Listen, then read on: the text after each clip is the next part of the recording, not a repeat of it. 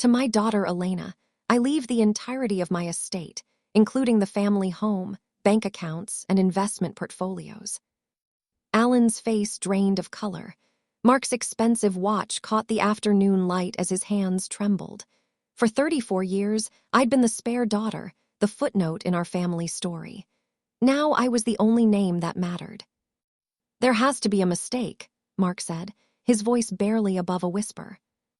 Mr. Henderson adjusted his wire-rimmed glasses with practiced patience. "I assure you, gentlemen, your father was quite specific. There's also a letter, Miss Morrison."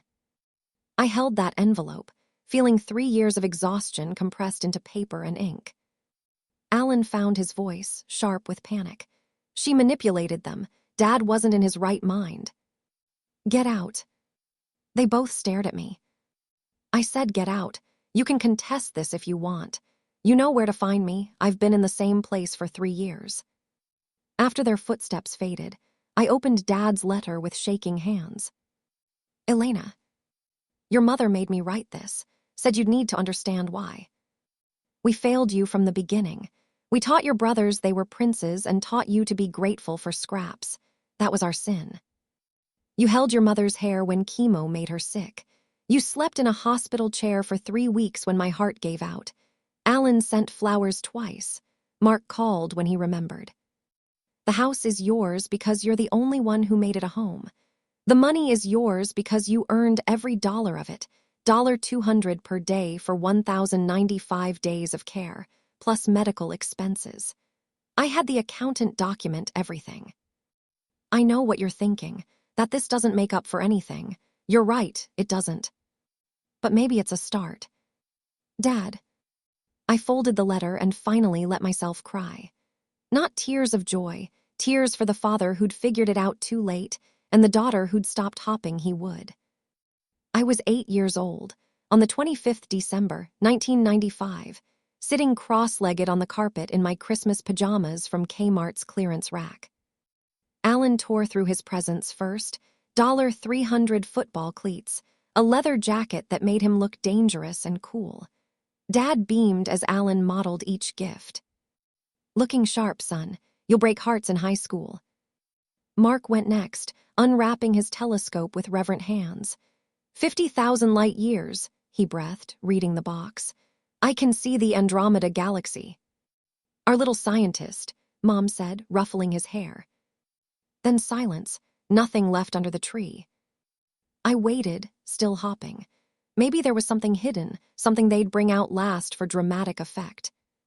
"Oh," Mom said brightly, "almost forgot, sweetie." She handed me a white envelope. Inside was a $20 Blockbuster gift card. I stared at it while my brothers clutched hundreds of dollars in presents. The silence stretched until Dad cleared his throat. "What do you say, Elena?" "Thank you." My voice came from somewhere far away. "See," Mom said to Dad, "Elena's so easy to please. Aren't you, sweetheart?" I nodded because I didn't know what else to do. But that night, staring at my ceiling, I made a promise. One day they'll see me. I just didn't know yet what seeing me would cost them. The day I found out I was adopted, it was by accident. I was 16, standing outside my parents' bedroom on Christmas night, my birthday, though they never remembered. "Do you think she knows?" Mom's had voice drifted through the door. "Knows what?" "That she's adopted." The hallway tilted. I pressed my back against the wall. "We should have told her years ago," Dad said. "The boys don't know either. Can you imagine how they'd react?" "They'd probably be relieved," I thought bitterly. "She's a good girl," Dad continued. "Responsible. She'll take care of us when we're old. That's why we kept her, isn't it?" My mother laughed, actually laughed. "That's horrible. We can't plan our daughter's life around being our caretaker." "Why not? No big dreams, no ambitions. She'll stay close to home." I stood there for 10 more minutes, listening to them arrange my future like furniture. When I finally made it to my room, I pulled out a composition notebook and wrote on the first page. December 25th, 1995. They think I'm their retirement plan. Then I started documenting everything. Every dismissal, every forgotten birthday, Every moment they made it clear I was the insurance policy, not the investment. I told myself it was just journaling. But some part of me was already building a case. The full-ride law school acceptance came during my junior year at community college. I'd written my admission essay about inequality, about watching love distributed like rationed supplies in my childhood home, about the burn of invisibility. I didn't tell my parents. Why would I? They'd probably suggest I defer to help Dad with his medical appointments. I packed quietly and left in August. They noticed 3 weeks later when Mom needed someone to drive her to the dentist. For 3 years, I threw myself into my studies with the intensity of someone with everything to prove. I graduated summa cum laude, passed the bar on my first try, and specialized in elder law. The irony wasn't lost on me. When I called to tell them about my job, Mom said, "That's wonderful, dear. Your father's blood pressure has been terrible, and I'm worried about his driving. Maybe you could come home and help us organize his medications." Not congratulations, just another task. "I'll see what I can do," I lied. The call came one afternoon. "Elena, honey, I have cancer." Mom's voice was small in a way I'd never heard. October 2019. I was 30 years old. "What kind?" "Lung cancer, stage 3. The doctors aren't optimistic." I waited, knowing what came next. I called Alan first, but he's between jobs. And Mark just got promoted, so his schedule is impossible. But you understand medical things, don't you? Because I'm a lawyer specializing in elder care, I'm suddenly a doctor. But I knew the real reason. I was the one who'd always been expected to sacrifice. "Have you started treatment?" "Next week, chemotherapy. The doctor said it's going to be rough." I closed my eyes, saw my 8-year-old self holding that gift card, saw 16-year-old me listening at the door, saw every version of myself that had waited to be chosen. And I made a decision. "I'll drive up this weekend," I said. "And Mom, I'm staying however long this takes." Her sob of relief cut through the phone. "Thank you, sweetheart. I knew I could count on you." I hung up and stared at my apartment, my hard-won, self-made life. Then I started packing. Not out of love, not anymore. Out of something colder and more calculated, documentation. The house looked smaller, shabbier. I'd been gone so long I'd forgotten the water stain on the dining room ceiling, the loose third step on the stairs. Mom was already skeletal, wrapped in blankets despite the October heat. When she saw me, her whole face transformed. "There's my girl." The hug felt fragile. I could count her ribs through her sweater. "Where are Alan and Mark?" Her expression tightened. "They'll visit when they can. You know how it is." I did know. I'd always known. That night, I sat up in my childhood bedroom and started making lists. Doctor's appointments, insurance claims, medication schedules, legal documents. And in a separate notebook, I documented everything. Every visit I made, every expense, every hour spent. I photographed receipts.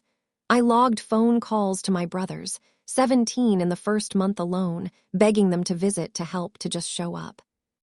Alan answered 4 times. Mark answered 6. Neither one came. Chemotherapy turned my mother into someone I barely recognized. She lost her hair in clumps. She vomited until there was nothing left but bile and dry heaves. Some days she couldn't keep water down. I learned to cook bland foods that wouldn't trigger nausea. I timed medications down to the minute. I held her hair, what was left of it, while she threw up. I cleaned up accidents when the diarrhea hit too fast. I drove her to every appointment, took notes on side effects and survival statistics and experimental treatments. I slept in a chair beside her bed because she was terrified of dying alone in the dark. Alan visited twice in 6 months. Both times he stayed exactly 1 hour, spent most of it on his phone checking job postings, and left looking relieved to escape. Mark came monthly on Sundays with his wife Jennifer and their kids. They'd sit in the living room making polite conversation while I served coffee and homemade cookies. Then they'd leave with promises to come back soon. They never did. But the phone calls, those were the worst. Every few days, one of them would call Mom. She'd light up like Christmas morning when she saw their names on the caller ID. "Alan called today," she'd tell me, glowing. "He's interviewing for a management position." "Mark's daughter lost her first tooth," she'd announce. "Can you imagine?" And I'd nod and smile, and pretend it didn't sting that their 5-minute phone calls brought her more joy than my constant, grinding presence. One night, after Mom fell asleep, I called Alan. "Hey sis, how's Mom doing?" "Not great. The chemo's really taking a toll, I think. I think she'd really benefit from seeing you. Not just a phone call, actually seeing you." Silence. Then, "Yeah, I know, it's just, you know how it is. Money's tight right now and the drive is long and—" "Alan, she's dying." "I know that," he snapped. "You don't have to guilt trip me. Not all of us can just drop our lives and play hero, okay? Some of us have real responsibilities." He hung up.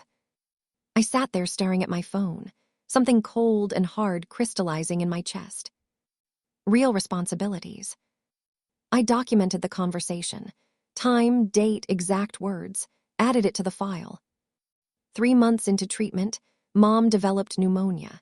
We spent 5 days in the hospital, and that's when the doctors started asking questions about power of attorney. "Someone needs legal authority to make medical and financial decisions," Dr. Martinez explained gently, "in case she becomes incapacitated." Mom's hands shook as she dialed Alan, straight to voicemail. She tried Mark. He answered on the 4th ring, kids screaming in the background. "Mom, this isn't a great time. Emma has soccer practice and Jennifer's at her mother's. I need someone to have power of attorney." Long pause. That's a big responsibility. With my job and the kids, maybe Alan would be better." "Alan's not answering." "Well," another pause. "What about Elena? She's there anyway and she understands legal stuff." Mom looked at me, something apologetic in her eyes. Or maybe just tired. "Would you, sweetheart?" I met her gaze and saw, finally, a flicker of awareness.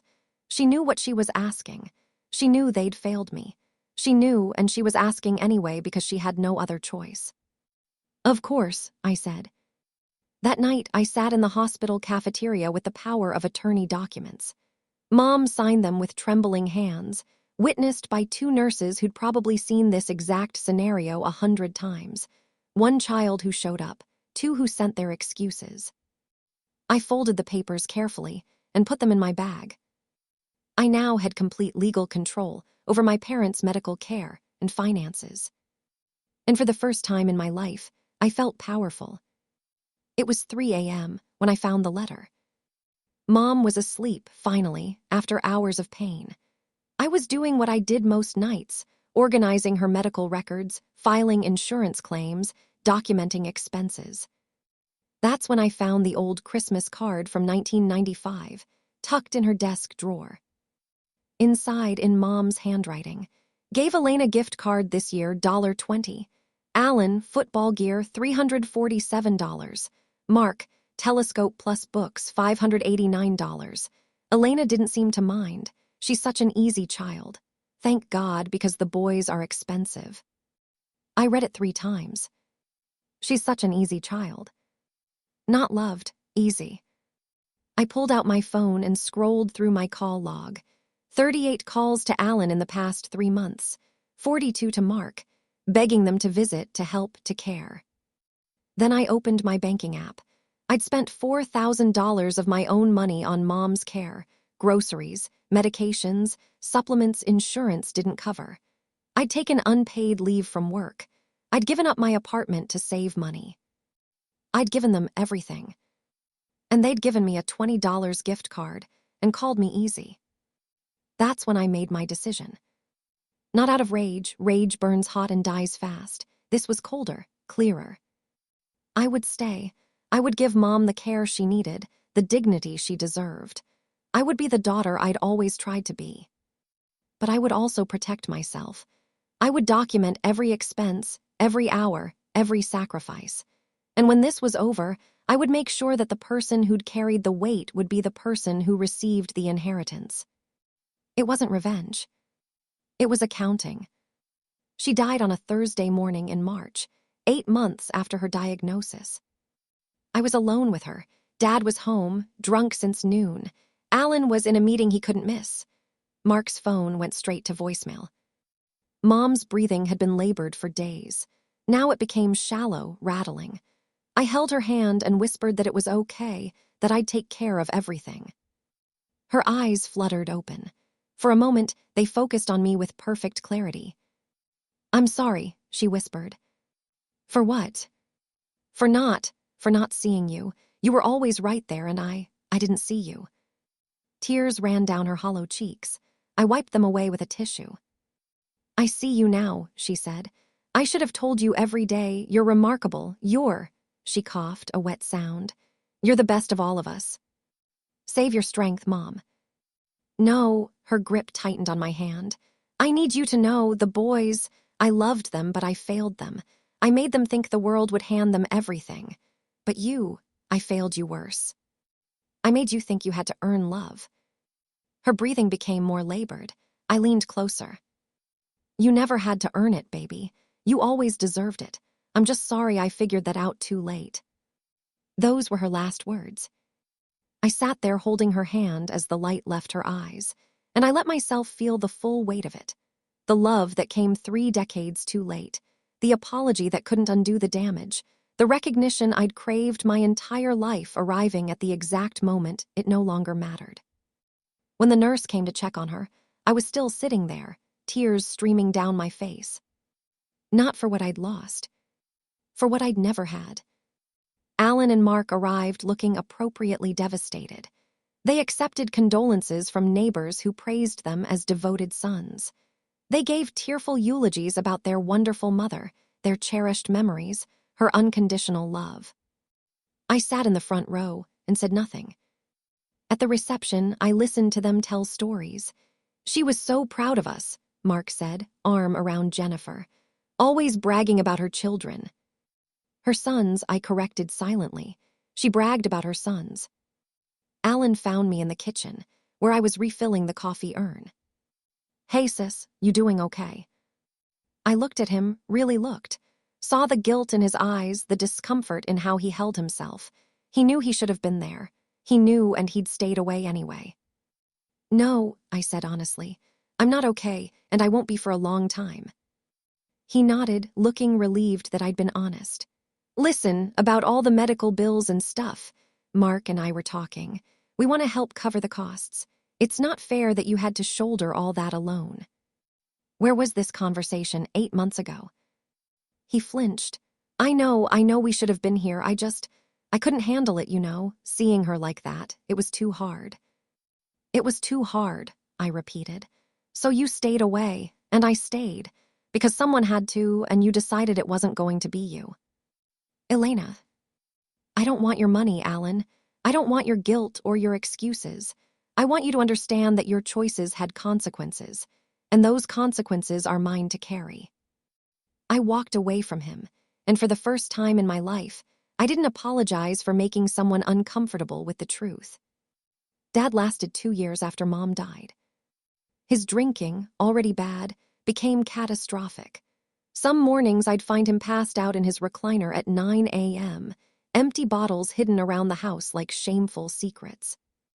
The first 6 months, I tried to get Alan and Mark to help. I called them weekly, explaining that Dad needed intervention, support, maybe rehab. "He's an adult," Mark said. "He's making his choices." "He's grieving and self-destructing," I countered. "Then let him. He's not our responsibility." But he was mine, because if I didn't take care of him, who would? I managed his doctor's appointments, his medications, his declining health. I drove him to the ER 4 times for alcohol-related emergencies. I cleaned up vomit and changed sheets and held him while he cried for the wife he'd failed to appreciate while she lived. And during the rare moments when he was sober, we talked. "I'm sorry," he said one afternoon, sitting at the kitchen table with coffee instead of whiskey. "For everything, for how we treated you." "Why did you adopt me, Dad?" He was quiet for a long time. "Your mother couldn't have any more kids after the boys. She felt incomplete. She wanted a daughter.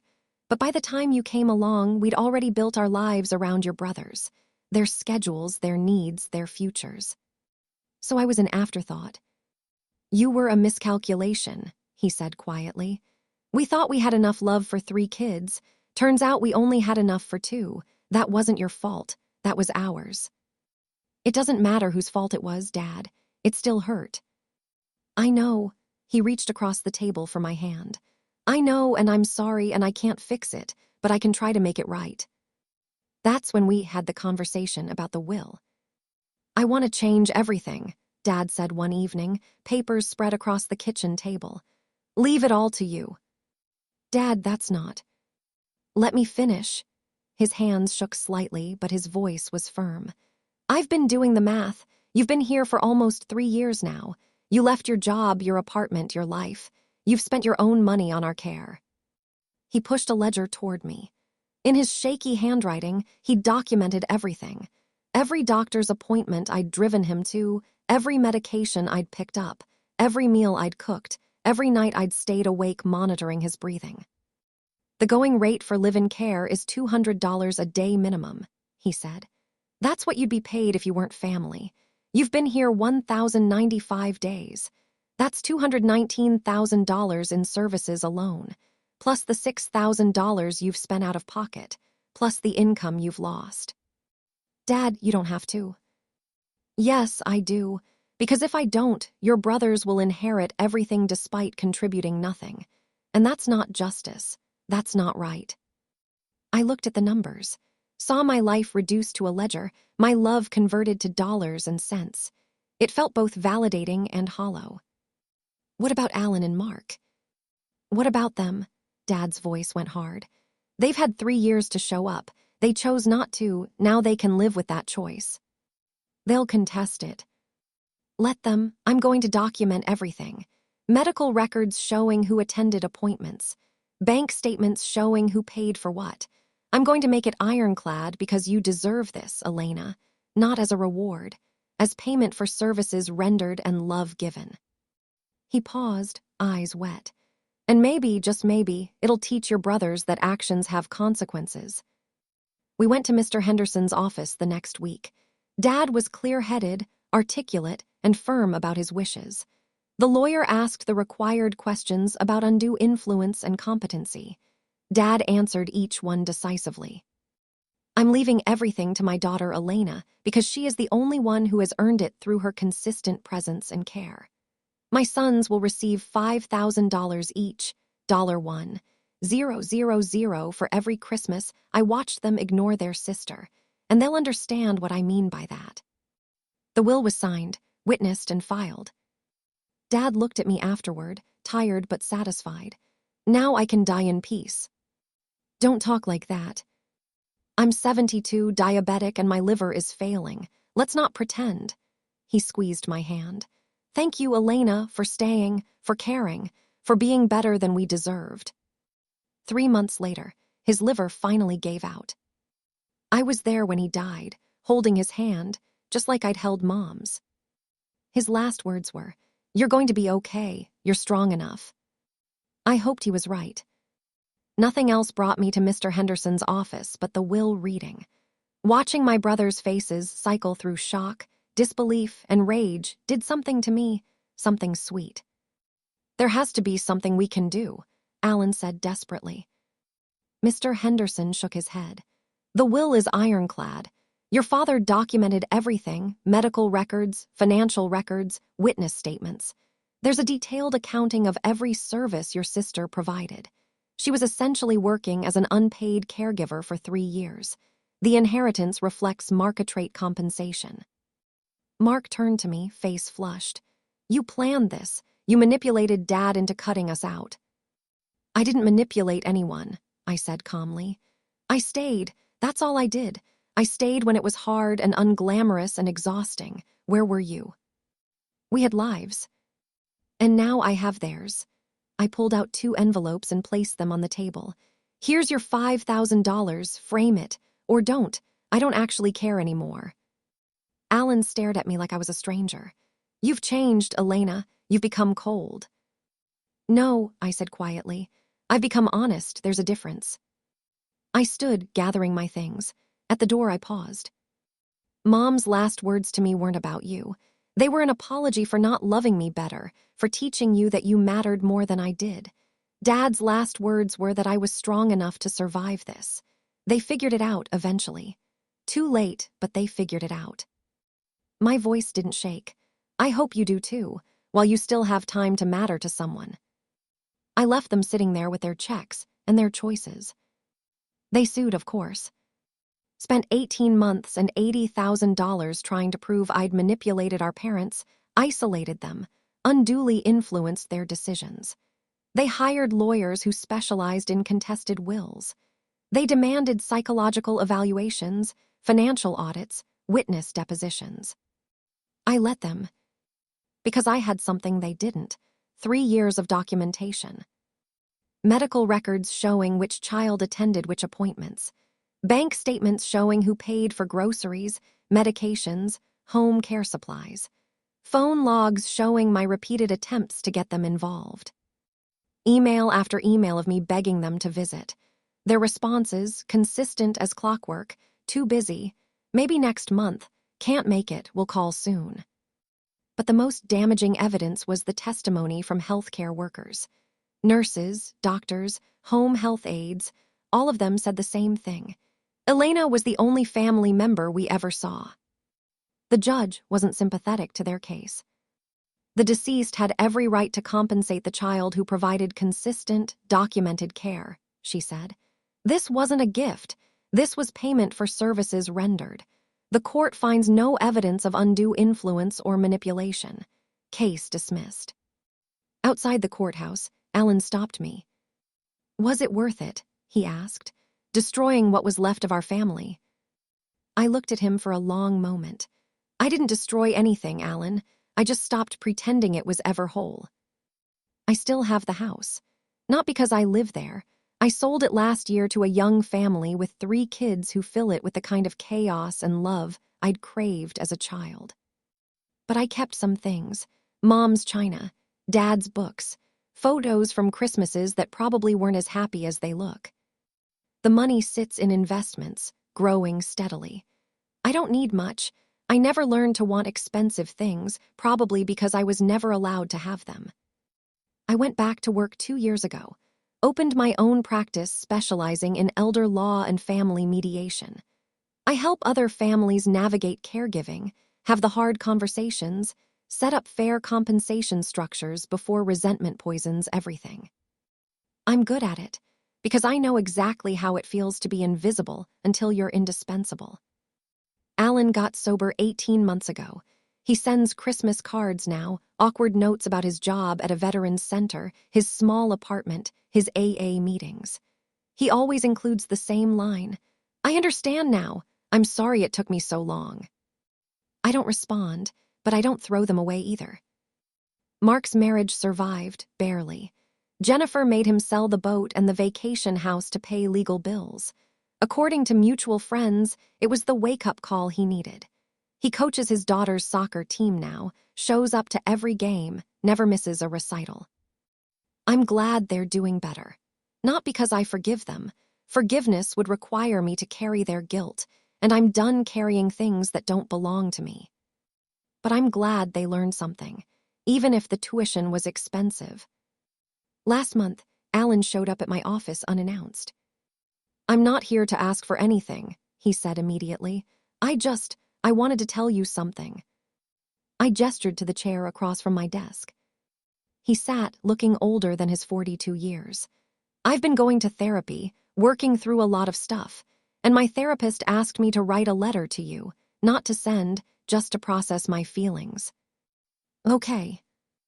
But I thought maybe you deserve to hear it, if you want to. I nodded. He pulled out a crumpled piece of paper and read. Elena, I'm sorry isn't enough, I know that, but I need to say it anyway. I'm sorry for being absent when Mom and Dad needed us. I'm sorry for letting you carry everything alone. I'm sorry for every phone call I didn't answer, every visit I didn't make, every excuse I hid behind. His voice cracked. He cleared his throat and continued. But mostly I'm sorry for not seeing you, For 34 years, you were right there, and I looked past you like you were furniture, like you were background noise. You deserved better. You deserved brothers who protected you, who celebrated you, who made you feel like you mattered. He folded the paper carefully. I can't fix the past, I know that, but I'm trying to be better for whatever that's worth. I sat with that for a moment. Why now, Alan? Why not 3 years ago? Why not when it mattered? Because I'm a coward, he said simply. I couldn't face who I was back then. I couldn't look at Mom dying and see my own failure reflected back at me. So I ran. And I kept running until there was nowhere left to go. And what changed? I hit bottom, lost my job, lost my apartment, ended up sleeping on a friend's couch.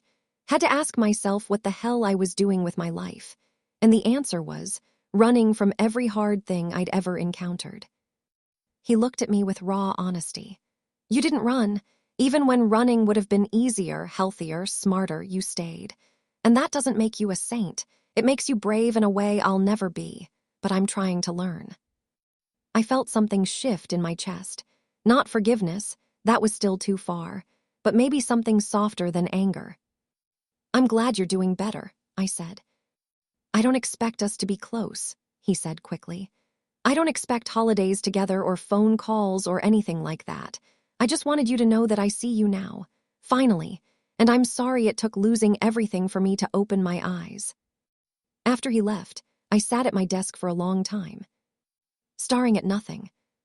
Here's what nobody tells you about justice. It's not satisfying. Revenge fantasies are clean and simple. The villain suffers, the hero triumphs, everyone learns their lesson. Credits roll. Reality is messier. I got the inheritance. I got the validation. I got my brother's regret and my parents' belated recognition. I won. But I also lost 3 years of my life to caregiving that aged me a decade. I lost my career momentum. I lost relationships and opportunities and the version of myself who believed family meant unconditional love. I gained financial security, but lost the illusion that hard work and devotion would earn me the acceptance I craved. Some nights I lie awake and think about that 8-year-old with her $20 gift card, and I want to tell her, you were enough. You were always enough. Their failure to see it was never about your worth. Other nights I think about Mom's deathbed apology and Dad's careful accounting, and I wonder if I should have given them grace instead of ledgers. But mostly, I think about the choice I made, to stay when leaving would have been easier, to document when trusting would have been kinder, to protect myself when hopping for change would have been more generous. And I realize I wouldn't change it.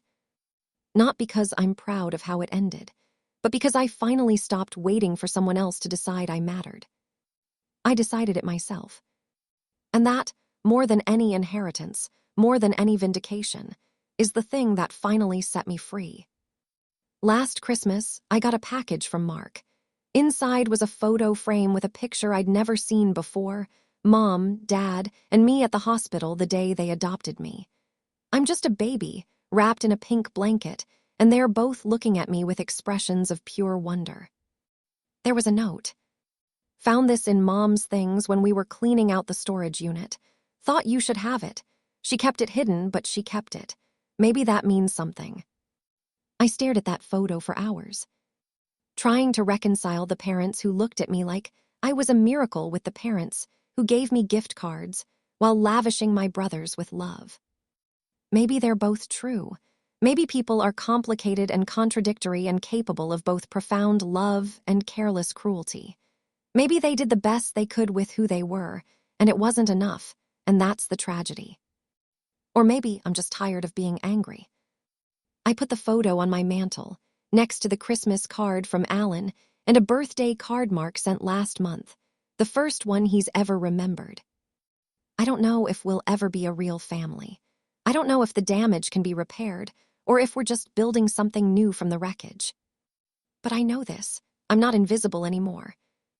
And maybe that's enough. Maybe that has to be enough. Because that 8-year-old girl with her gift card finally got what she wanted, not their love, but something better. Her own. Thank you so much for reading Elena's story. I'd love to know, What was your favorite part? For me, it was when Dad quietly documented everything in that ledger, turning years of invisible labor into undeniable proof. That moment when love became accounting, and accounting became justice, it still gives me chills. If you enjoyed this story, please subscribe for more masterfully crafted revenge tales where justice isn't loud, it's inevitable. Hit that subscribe button, and let's explore more stories where the overlooked finally get their moment.